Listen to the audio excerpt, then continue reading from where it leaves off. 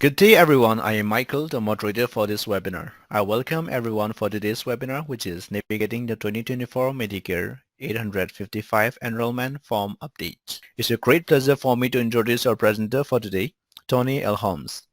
Tony L. Holmes, CCS, CPC, CPMA, CRC, AHIMA approved, ICD-10 CM, PCS trainers, is an internationally known speaker and recognized subject matter expert on medical coding, reimbursement, and revenue cycle management.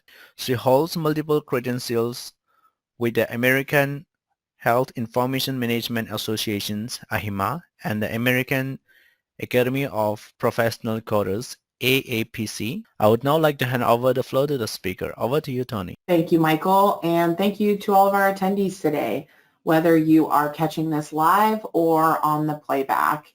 I'm so excited to be presenting to you the topic of the 2024 Medicare enrollment updates. We're going to actually go through some of the enrollment forms together. We're going to go through the 855B, the 855I. We're going to be talking about the 855R. We'll be talking a little bit about PCOS, what's going on with PCOS. We're going to talk about mental health providers and how to navigate those enrollment situations. So we've got a lot in store for our session. PCOS 2.0, we've been waiting. We do not have an official launch date yet for when they're going to roll out PCOS 2.0. So hopefully that's going to be coming. It's supposed to be a lot more intuitive. So let's talk about the enrollment types. We have predominantly, three form types. We used to have four. There are more, but these are the main ones. So our 855A is for our institutional providers, the 855B, which is for our clinics and group practice suppliers.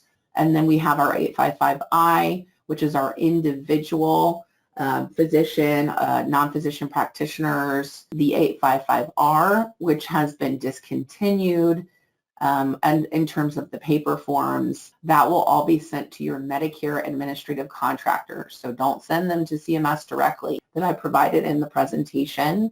Now, in terms of your initial enrollments, even your revalidations, changes, you need to make sure that you've got all of the right information. So gather all that, make sure you've got all the MPIs. So PCOS is our provider enrollment chain and ownership system. So that is the easiest way to complete your enrollment forms, your revalidations, your updates.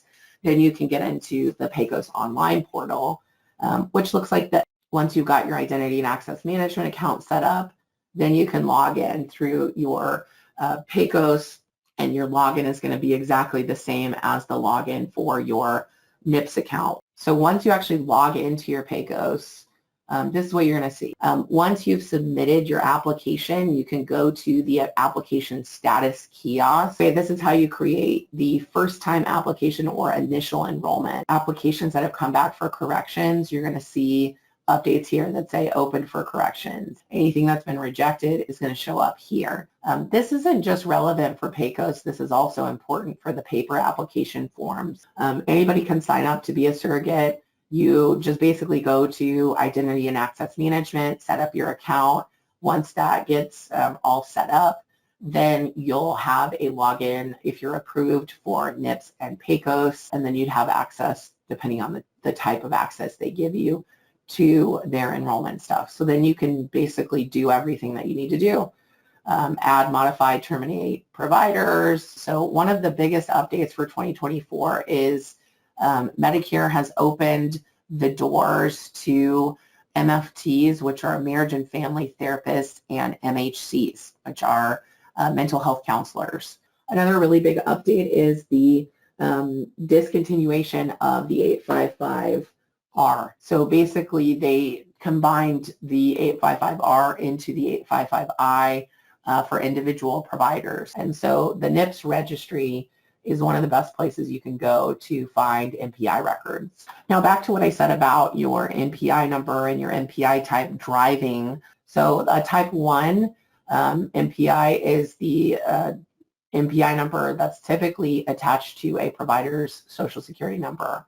So that's their individual provider number. And that is very similar to a Social Security number, MPI number. And then a type 2 is going to be an organizational provider. So we have consolidation of the 855I and the 855R. So basically they got rid of the R and put it all on the 855I. So that's kind of the gist of it. Now let's talk a little bit about the 855B and then we'll go back to the 855I. So PTANs are the provider transaction access number.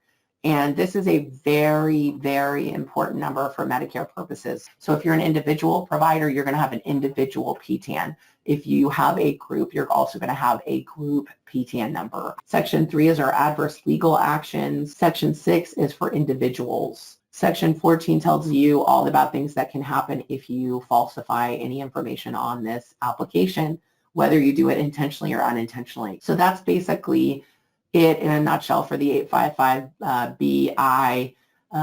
The 460 and the 588 forms we've already talked about the EFT and the participation agreement. Make sure that you do your due diligence checks. Don't hire any providers. Don't hire any staff. In terms of enrollment fees, so the only providers that have to pay a fee are facility providers, so institutional providers, DME, POS providers. Thank you, Tony. And as I could see that, I think there is no other questions from the participants. So I believe the class will be over here from here. So thank you everyone for participating. So you may all disconnect now. Have a great day ahead. Bye-bye.